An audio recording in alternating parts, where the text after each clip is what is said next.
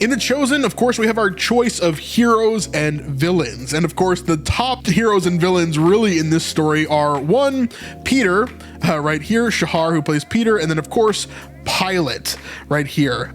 These two are quite interesting overall. And so I wanted to take a second to react to these videos because I love Shahar. I love Peter in the story, and I also love Pilate in the way that he's played. A lot of people have struggles with Pilate in this because he's younger and he's played a little bit different than we've ever seen him, but I actually like it quite a bit. I like the way that he's played and how he's evolving throughout these seasons overall. But let's hear their stories here of what they're going through and how they think about their characters and all of that kind of stuff jumping into these videos here. So let's jump in.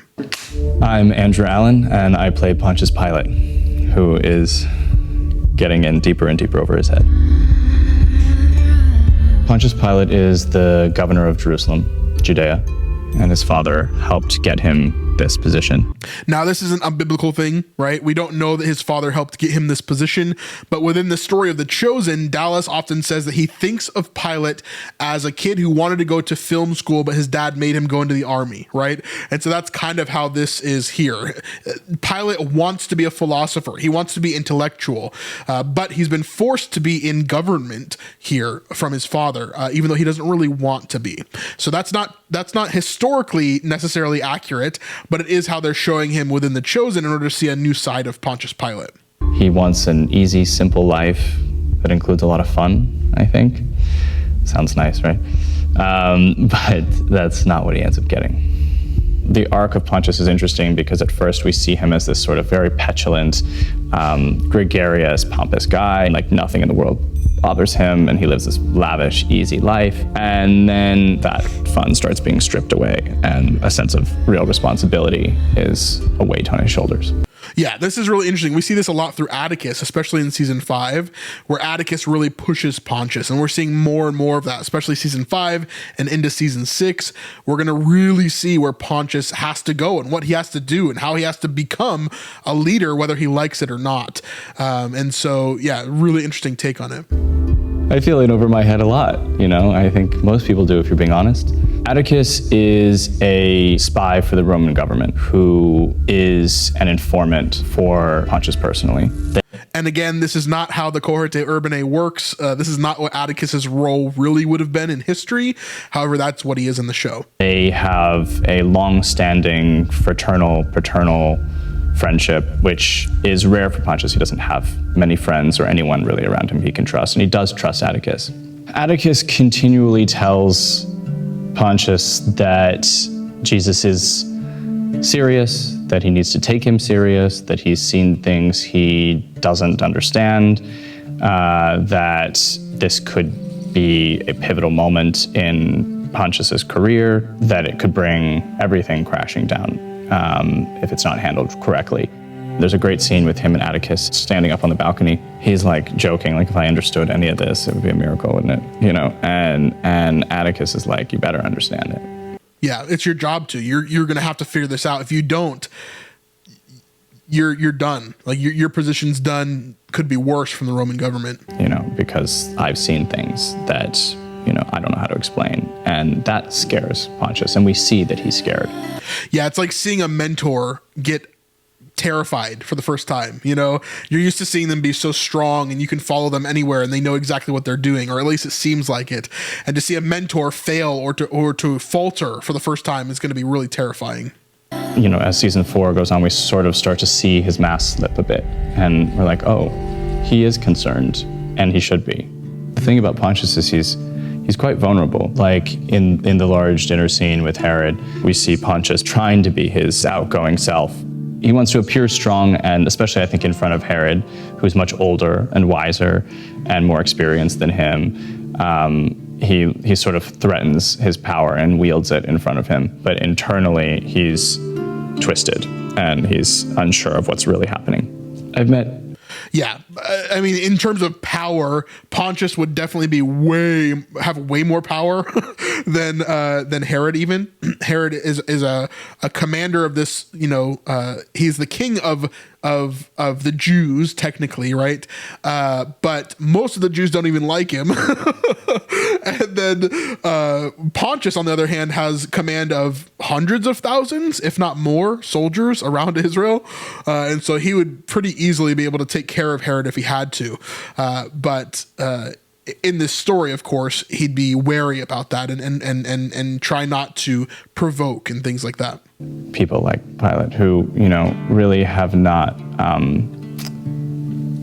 earned their position in life, have not, had to work for what they have. And there's always a deep insecurity with them. It's usually covered up by bravado or the ability to show off what they have. And that's what Pilate's doing in the scene with Herod. He's saying, I can just kill him.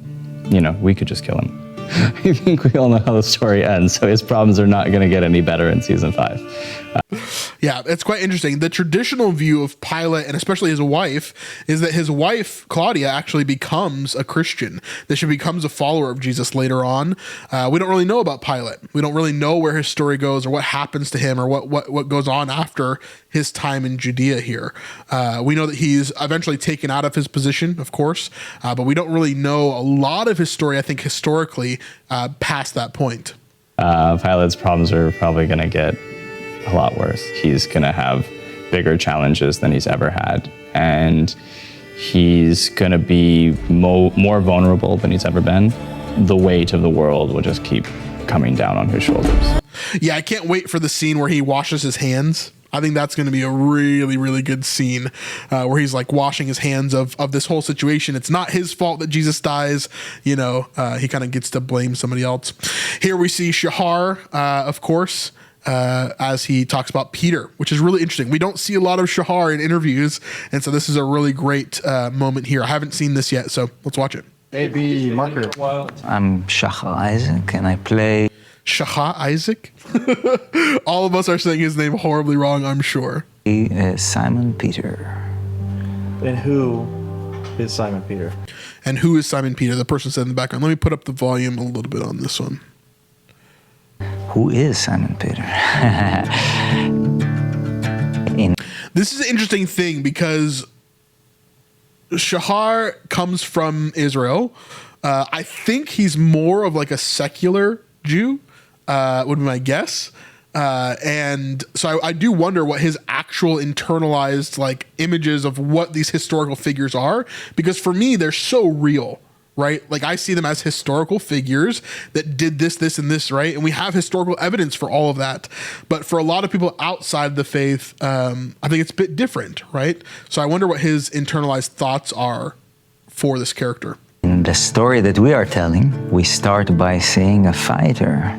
I have a lovely wife. We are in a situation where there's a financial difficulty to resolve. I see a man talking to a crowd. There's a sincere possibility that this person may be the person that came to save my people right now.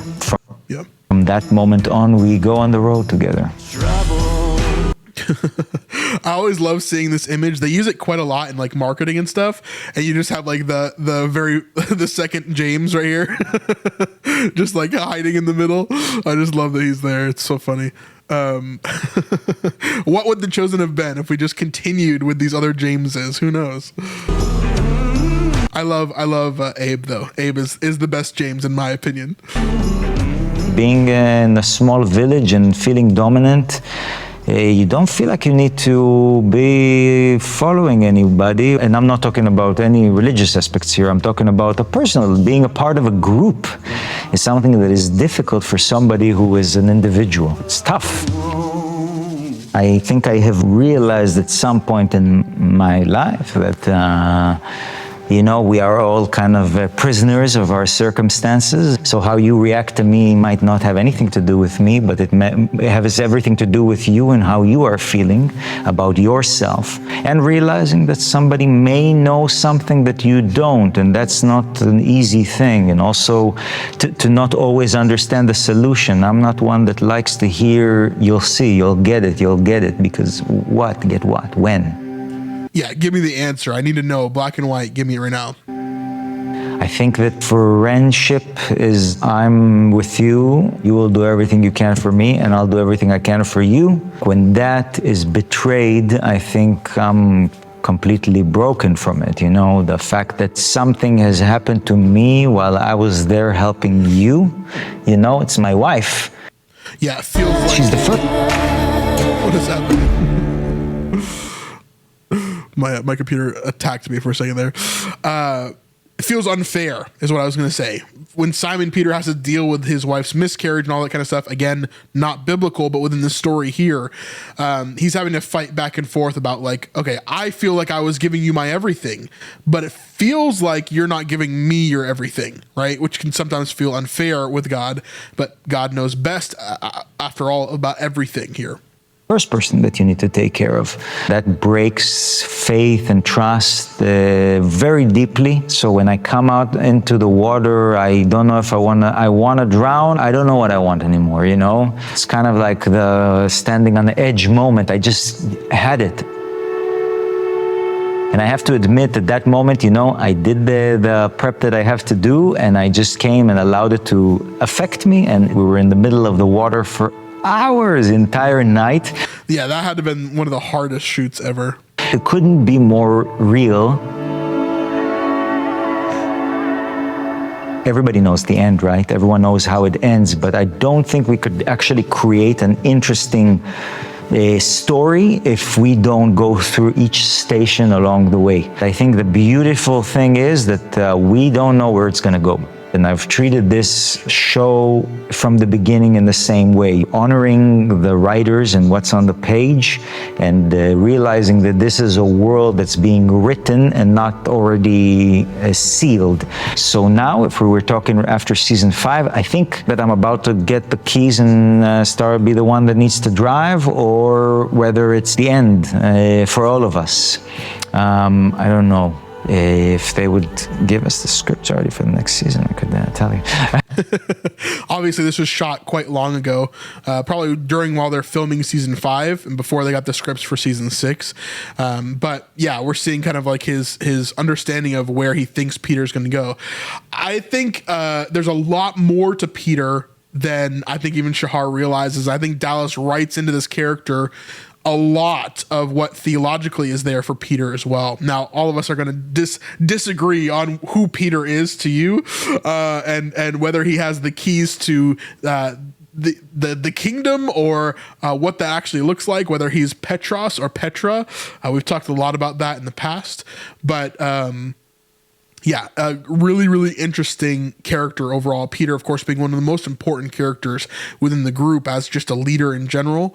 But him, you know, going through everything that he does with rejecting Jesus, and then later on having a lot of struggles with the early church and with Paul and different things like that.